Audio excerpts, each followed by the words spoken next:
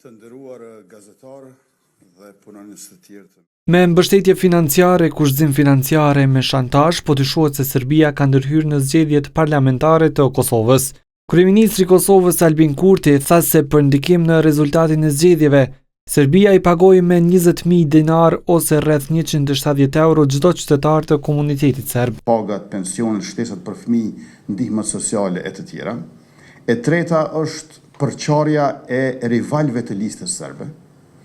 E katërta është shantazhi e presioni për të mos mbështetur në asnjë formë subjektet e tjera përveç listës serbe. E pesta është kërcënimi për t'u larguar edhe nga këshillat e vendvotimeve.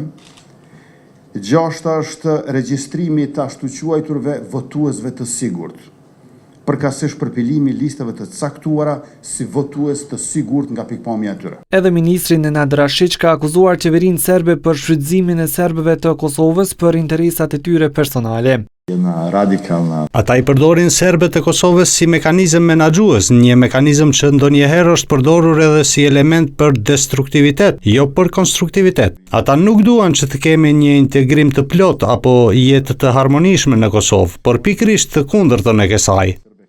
Përkrajen nga presidenti i Serbisë Aleksandar Vučić e konfirmoi edhe lista serbe.